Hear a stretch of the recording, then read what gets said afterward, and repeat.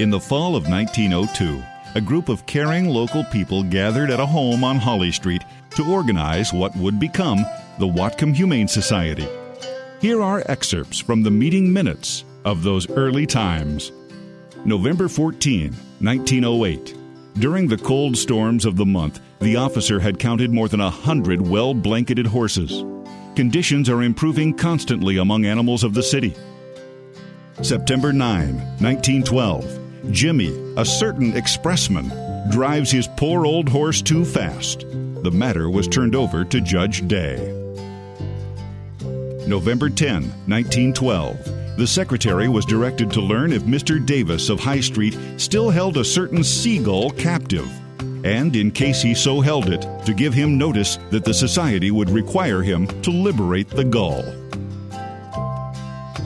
The Whatcom Humane Society is turning 110 years old this year. It's just amazing to me at any point in our history that we didn't have a place for animals to go. I think it's a great thing that this community has cared about its animals for that long, and that we've had an organization like this around. That the Humane Society could continue to run with support, because I don't think it could do it without it, for 110 years is amazing. I think about the responsibility that we have as an organization to carry on the mission and the core values that our organization stands for.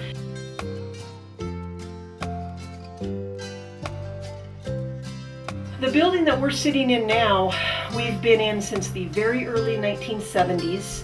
It is crumbling around us, and I don't think it's going to last much longer, and we are so excited to think about the possibility of going into our 111th year in a new shelter. My hope is to not have to send as many dogs away, and even take dogs from other places that have high euthanasia rates. We're going to be able to offer programs to the community for generations to come. We're going to be able to educate school children.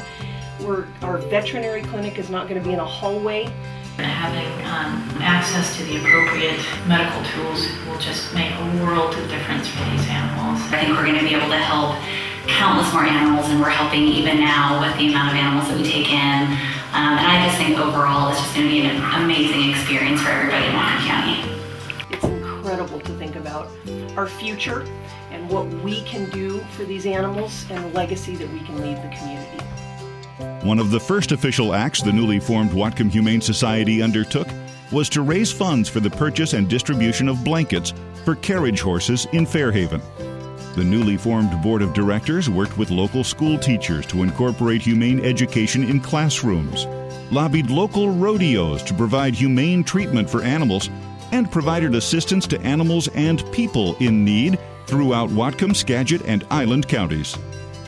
So much has changed in 110 years. The one thing that's remained the same is all those years, homeless, unwanted, and abused animals have come to the doors of the Whatcom Humane Society needing help with nowhere else to go. It is a hard place to work, but it's also the most rewarding place I've ever worked in my entire life. It would be nice if there weren't animals in the shelter, but there will be, so that's where I'll be, and thank goodness that's where the Whatcom Humane Society will be. They don't have a choice. We are their only advocate, and with greater resources, we can do so much more. If you needed me, I would come to you. I would swim the sea for to ease your pain. Well, the night's forlorn and the morning's born, and the morning's born with the lights of love, and you'll miss sunrise if you close your eyes, and that will break my heart in two. If I needed you, would you come to me? Would you come to me for to ease my pain? If you need It's because there are animals here that I have to come back. what else can you do? They need love, they need shelter and attention, and I can't stand not coming back. 110 years later, our organization continues to carry on these core values and our important mission to provide care to any animal in need.